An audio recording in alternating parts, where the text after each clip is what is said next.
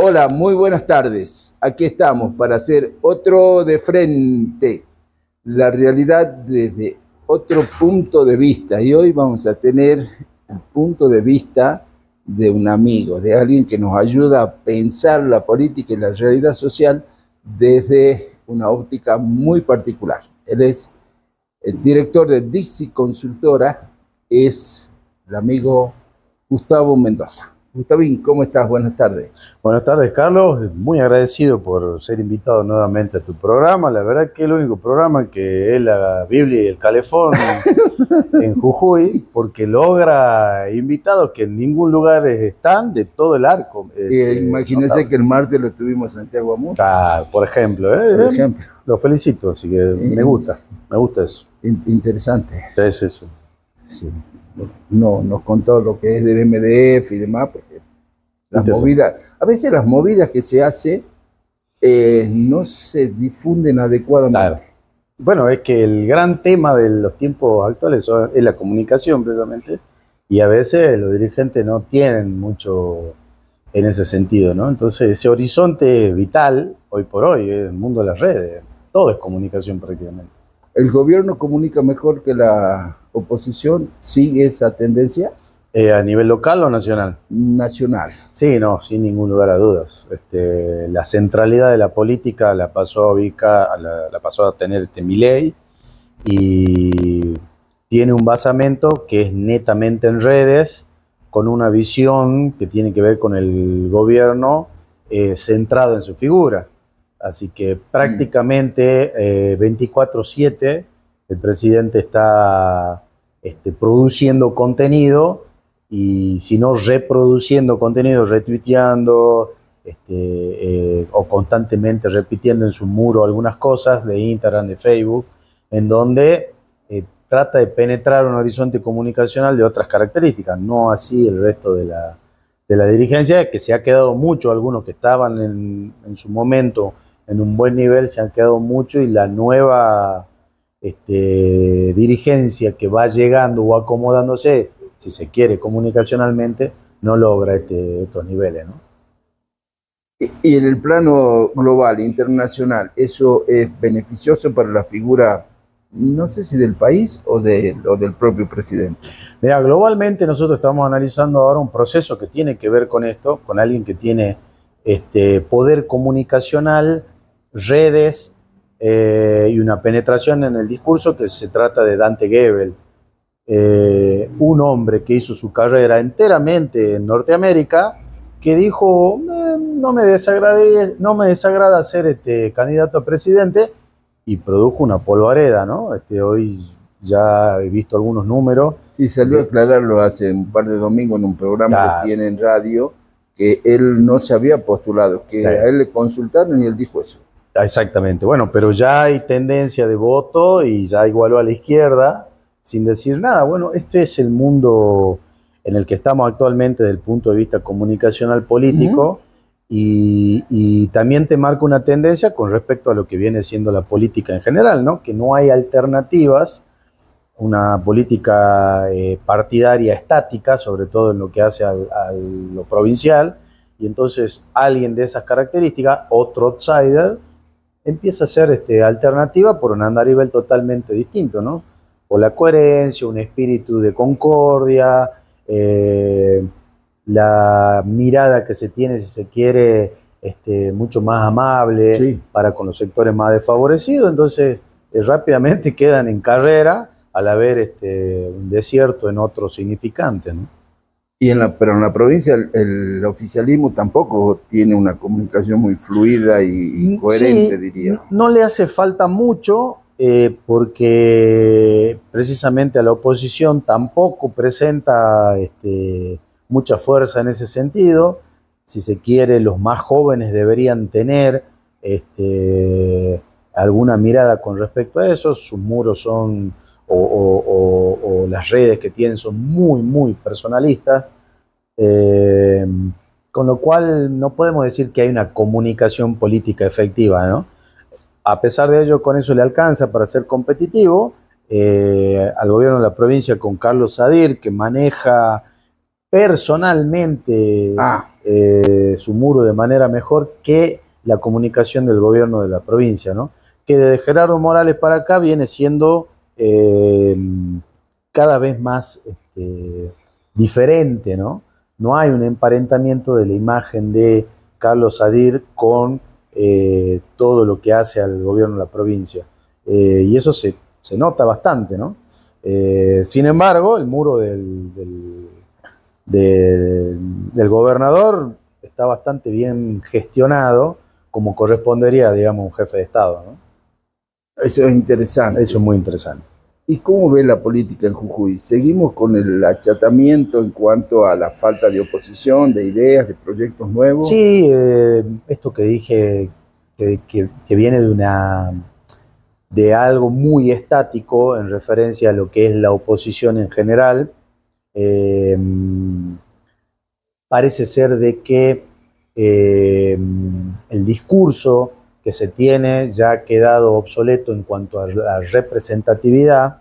Ajá. Lo vemos en los números, y eso hace que la gente vaya a corrientes alternativas que, si bien no los representa lógicamente en los intereses, sí en el discurso puede ser un golpe a aquella vieja política por tener un discurso renovador, unas caras nuevas y una figura política a nivel nacional que lo avala, que lo hace tener cierta coherencia, ¿no?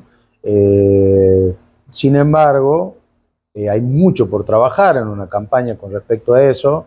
La penetración de lo que hace a una estrategia política es muy importante, y en la última elección no hemos visto prácticamente ningún frente eso. Entonces hay mucho por hacer si se quiere ser competitivo electoralmente, y la clave fundamental es la comunicación, eso sin ningún lugar a dudas, pero para eso primero hay que tener equipos y planificación de lo que se quiere hacer en la gestión, ¿no? Son cosas que parecen alejadas hoy de la política jujeña. ¿Se sigue anteponiendo primero el nombre y después un posible proyecto? Sí, desde los 80 para acá, muchas veces lo hemos dicho en tu programa, que se ha empezado a desguazar distintos mecanismos del Estado y organismos de representación, si se quiere los sindicatos o organizaciones intermedias, que esto empezó a evidenciarse cada vez más. Macri fue un puntal, luego en la campaña de Néstor Kirchner también hemos visto esto con de Narváez, y de a poco fueron penetrando los personalismos, ¿no? Hoy estamos netamente sumergidos en la era del personalismo, los partidos ya no son tan importantes, las estructuras ya no son tan importantes, a pesar de que ayer hemos visto una manifestación de celebración por parte del gobierno de la provincia. Eso ya ha quedado de lado, no le llama la atención a la ciudadanía, y este tipo de liderazgo, como lo de Goebbels, que dicen 2 o 3 palabras, ya provoca cierto llamado de atención a la política en general, ¿no? Igual la gente no está tan compenetrada, no está tan politizada como en otras épocas, se fija más en otras cuestiones que tienen que ver con el consumo, que lo va a llevar a un beneficio, si se quiere, en el corto plazo, tratar de ubicarse laboralmente, alguna cosita que hace negro, alguna chance. Es una era que ha cambiado y que viene acompañado todo de la economía global en torno a las plataformas y a ese trabajador en negro que es mucho más activo que lo que era hace 10 años, ¿no? Sí. Entonces, es todo un nuevo escenario donde la representación es difícil porque es tan compleja. Si habría que poner un rótulo a esta era, es eso, complejidad, en donde este tipo de dirigencia y partidos de antaño ya no tienen un correlato de representatividad tan fácil como hace 10 años atrás, ¿no? A veces hablamos sobre todo con esta nueva intento de modernización de la ley de contrato de trabajo, pero hay una o dos generaciones que se manejan en un mundo informal de trabajo y ya lo que para nosotros era básico y vital, ellos hasta lo desconocen, Sí, sí. ¿no? Sí, tiene que ver con el advenimiento de esta economía de plataforma, y donde prácticamente se da el salto en la vida laboral a 8, 9, 10 empleadores, muy distinto a la era de nuestros abuelos, donde quizás hacía el salto a 1 o 2 empleadores, sí, y la continuidad era para toda la vida, con trabajadores en blanco. Ahora empieza a ser lo atípico el trabajador en blanco, por eso hablo de la pérdida de poder y de capacidad, si se quiere, estructural, tanto del Estado a través de la política como de los dirigentes sindicales y de organizaciones intermedias. Entonces, toda esta nueva estructura te va pintando un escenario más volátil y de complejidades diferenciales, donde es necesario ir estudiando antropológica y sociológicamente cómo eso resulta, digamos, de cara a una elección. Eso no se hace, no se evidencia muchas veces, y entonces tenemos públicos cautivos de ciertos intereses donde sí se movilizan, pero una gran mayoría que no responde ya a esos planteos. Entonces, el discurso de penetración que tiene, si se quiere, la Libertad Avanza, va sobre esos sectores que hoy empiezan a ser cada vez más mayoritarios, y que precisamente son cultores de este tipo de trabajos, ¿no? Fruto de una era global, que han sabido leer muy bien en el contexto. Bueno, lo que deviene de un parangón libertario, propiamente luego empieza a girar un parangón igualitario, ¿no? Nosotros lo hemos vivido en 100 años en nuestra patria, donde empezamos a ser muy liberales, buscando precisamente libertad, y luego, 100 años después, hemos sido el país que mejor planteó la igualdad en Latinoamérica, propiamente, con todo un sistema que avaló eso, ¿no? Hoy la discusión no es la distribución de la renta, sino este tipo de trabajos, y la discusión propiamente de la ley es esa, blanquear lo que viene sucediendo ya en los últimos tiempos, ¿no? Sí, sí, sí. O sea, no hay que olvidarse que nuestra Constitución tiene un sesgo y rasgos claramente, no quiero decir que Alberti era libertario, pero tiene eso y además muy moderna para la época. Claro, sí, quizá el 14 bis es donde le hace un planteo distinto a todo el andamiaje constitucional, pero precisamente de lo Ni que hablar de la del 49 con Sarsay, ya es otra cosa. Digamos, ¿no? Pero el 14 bis quizás hace un planteo que no va en connotación con todo el resto, que era mucho más de contenido y paladar liberal, ¿no? Pero que respondía a una época, era lógico un planteo de estas características. Pero era hasta mediados del siglo pasado era totalmente moderno. Moderno, sí, vanguardista. Sí, sí, claro. Vanguardia, totalmente. Exactamente. Bueno, hay un nuevo mundo que creo que va a dar un salto absoluto en el 26-27 que está viniendo, que tiene que ver con la economía pensada de otra forma, con la inteligencia artificial explotando, con todo lo que es el trabajo de las grandes automotrices, que va a cambiar absolutamente la dinámica. Sí. Antes era de un perfil industrialista que tomaba trabajo y los trabajadores veían beneficio a través de ese tipo de industria. Esto, con el fenómeno de la automatización, va a cambiar totalmente. Entonces, hay un público electoral que ya no responde a ese viejo llamado de algunas estructuras que han quedado un poco desfasadas, ¿no? Y bueno, es ahí el dilema, y cómo ese nuevo elector que va surgiendo logra captar la atención las viejas estructuras.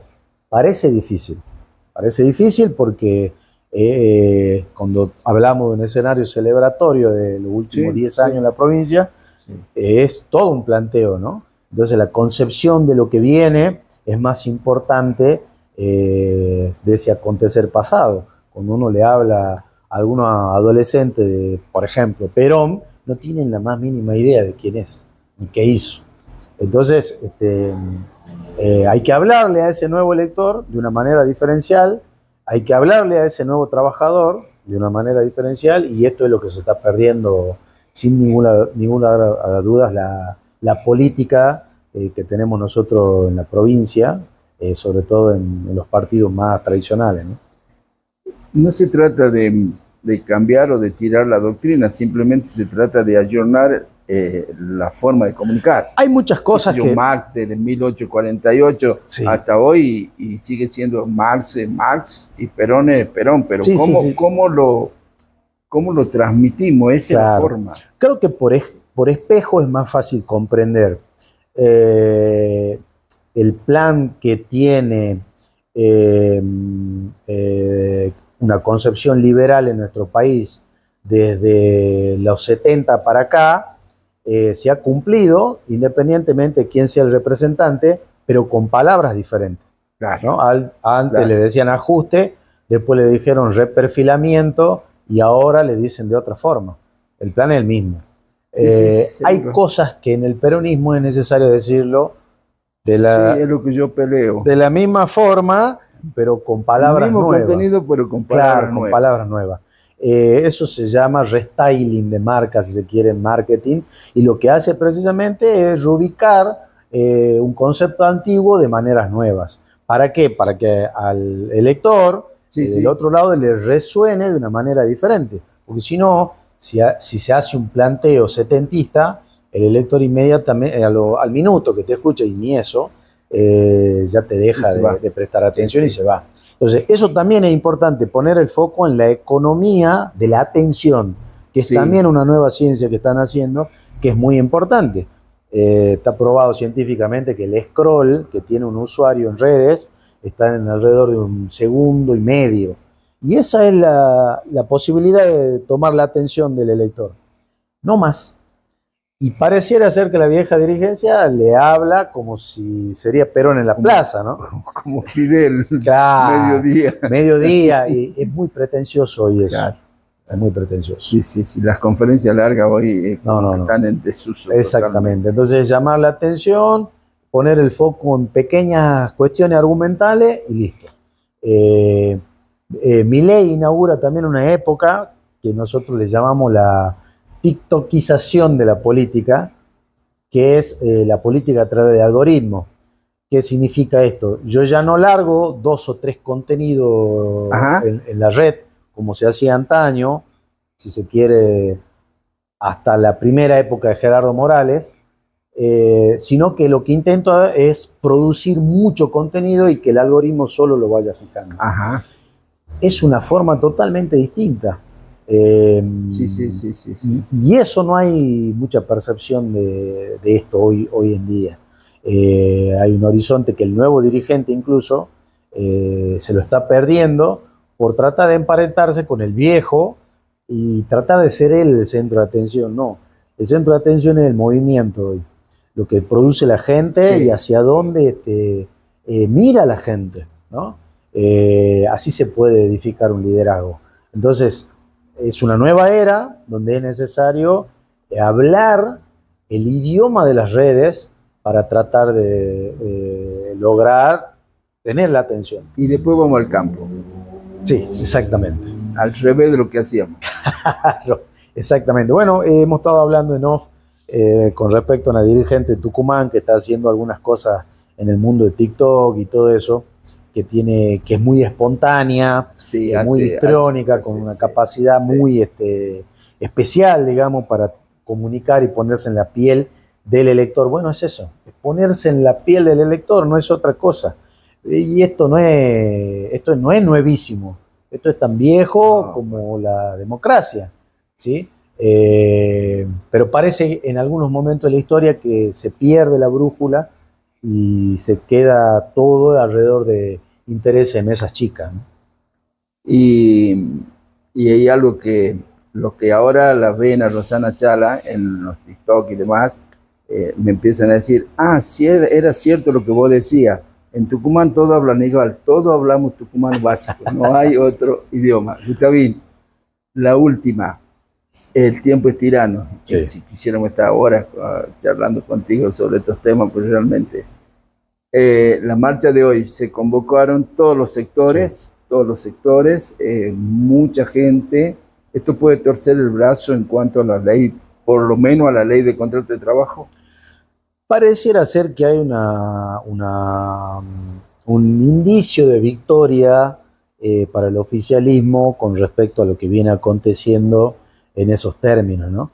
Lo que sucede es que hay un peronismo dividido, ese peronismo cristinista y el peronismo que responde a esas viejas bases, donde hay gobernadores que no tienen una mirada en positivo, si se quiere, con Cristina. Hace poco se ha reunido una mesa que tenía que ver con 6 gobernadores, que tiene cierta penetración con respecto a acuerdos que puede darle posibilidades de sobrevida a planteos legislativos que tenga el oficialismo.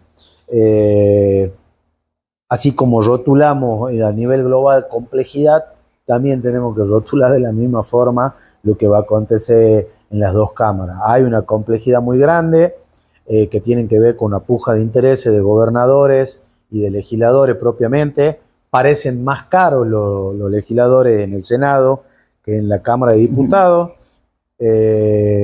Todo está por verse. Este tipo de acciones políticas ya no tienen como antaño tanta fuerza, pero hay que ver